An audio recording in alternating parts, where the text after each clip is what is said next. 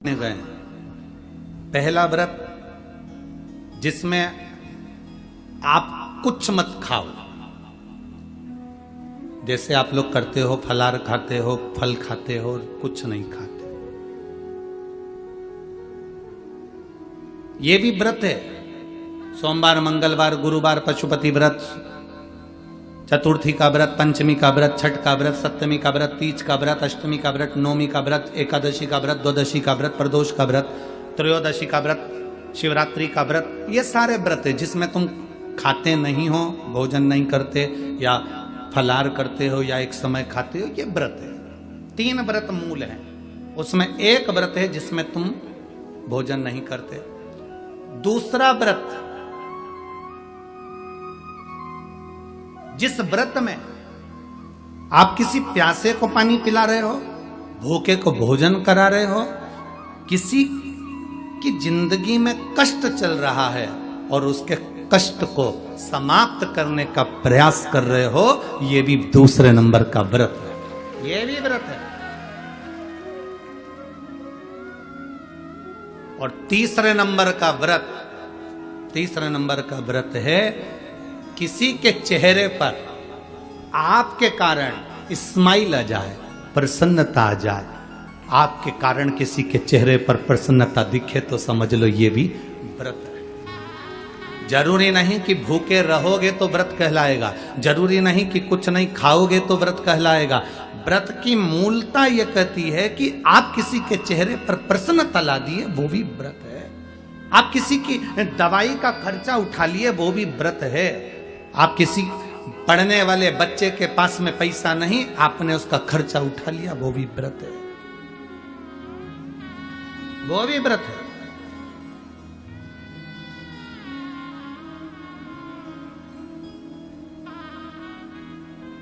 आप लोग जो विठले सेवा समिति को जो दान देते हो ना, कभी एक बार मौका लगे आपका तो सीहोर आकर, एक रजिस्टर हमारे सीहोर में रखा रहता है कार्यालय पर, उसको देखना।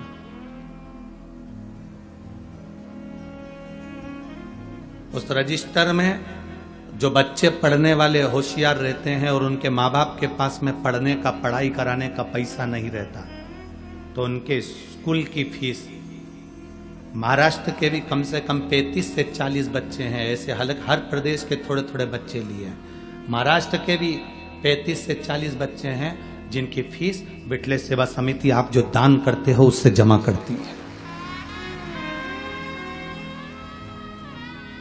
जो बच्चे पढ़ने में होशियार हैं, पैसा नहीं उनके पास में,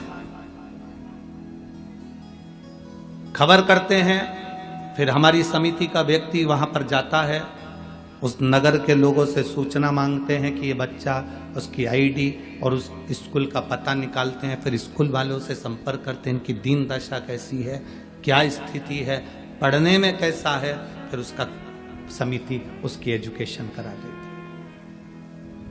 आप केवल दान ये सोचकर नहीं करते कि हमने मंदिर का दान किया, गौशाला का दान किया, हमने इसका नहीं। आपके दान का एक अंश कोई अगर पढ़ रहा है, कोई विद्या अध्ययन कर रहा है, उसमें भी लग रहा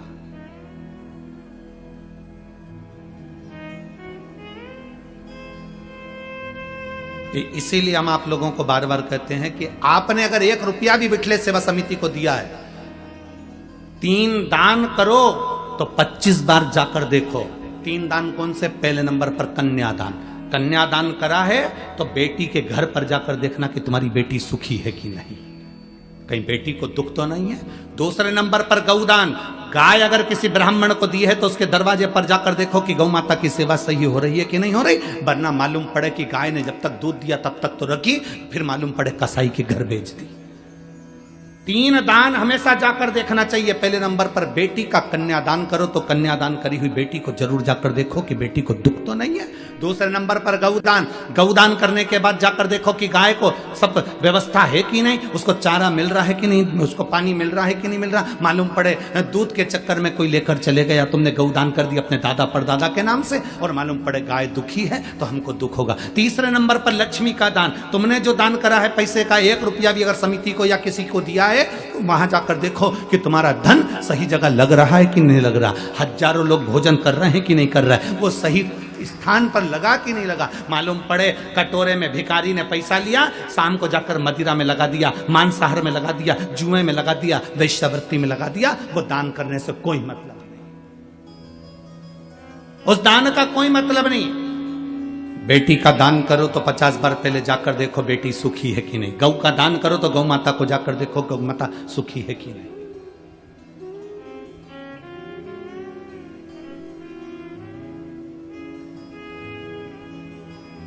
करो।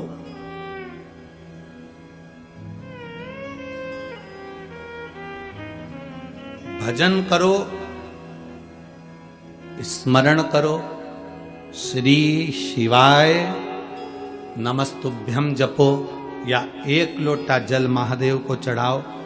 यह मत देखना कि दुनिया को अच्छा लगा कि नहीं लगा, दुनिया ने क्या कहा उससे मतलब मत रखना। जल चढ़ाओ तो ये देखना कि अपने दिल को सुकून मिल रहा है कि नहीं मिल रहा, अपने आप में हमको अच्छा लग रहा है कि नहीं लग रहा। मैं कथा में बैठी हूँ, कथा सुन रही हूँ, मेरे दिल को अच्छा लग रहा है कि नहीं लग रहा। आग लगे बस्ती में अपन रहो, अपने को अच्छा लग रहा है कि नहीं लग रहा वो सोचो। हम क्या सोचते हैं, सबसे पहले तैयार होकर आते हैं तो पूछते हैं मैं कैसी लग रही, और कहीं का कह दे ऐसी लग रही जैसे हरी घास में भैंस चल रही, तो कितना बुरा लगेगा। हमें नहीं पूछना कि हम कैसे लग रहे हैं, अपने को अच्छा लग रहा है ना, मैंने जो वस्त्र पहना मुझे अच्छा लग रहा है ना, मैंने जो धारण करा मुझे अच्छा लग रहा है ना।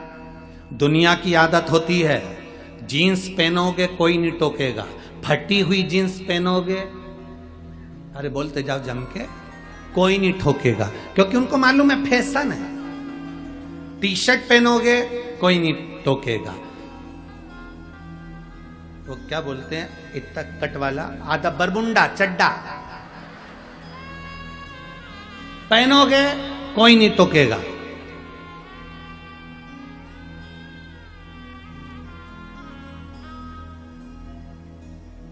मुंह पे चाहे तुम कितना भी क्रीम पाउडर लगा लो, बोलते जाओ जम के, कोई नहीं टोकेगा। शॉपिंग मॉल में कितना घूम लो कोई नहीं टोकेगा, पर एक दिन अगर तुमने धोती और कुर्ता और सिर पे चंदन गले में रुद्राक्ष पहन लिया तो टोकेंगे, टोकेंगे।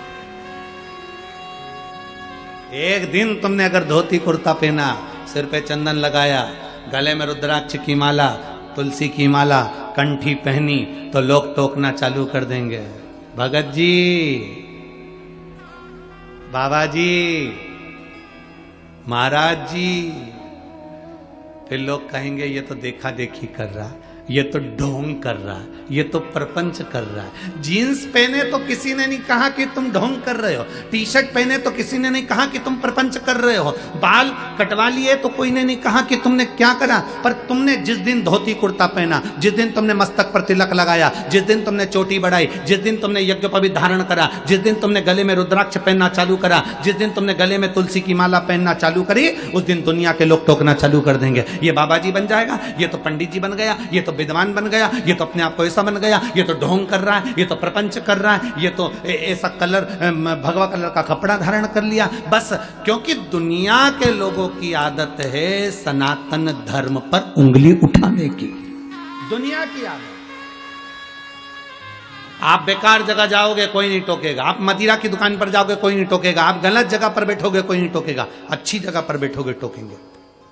सुंदरकांड में जाकर बैठ जाओ टोकेंगे, सुंदरकांड में बैठने में भी शर्म आती है, मालूम लोग क्या कहेंगे, वहां पर भी शर्म। भजन में बैठोगे तो लोग क्या कहेंगे, आधे से ज्यादा लोग तो शिव महापुराण में इसलिए नहीं पहुंचते, लोग क्या कहेंगे। ये भी बैठी थी कथा में, ये भी।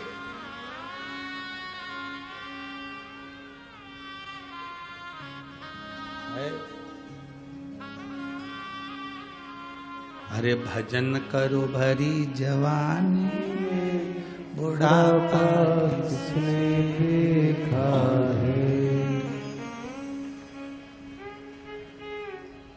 उसका स्मरण आपकी चित्त वृत्ति में रहना चाहिए, उसका स्मरण आपके मन में रहना चाहिए।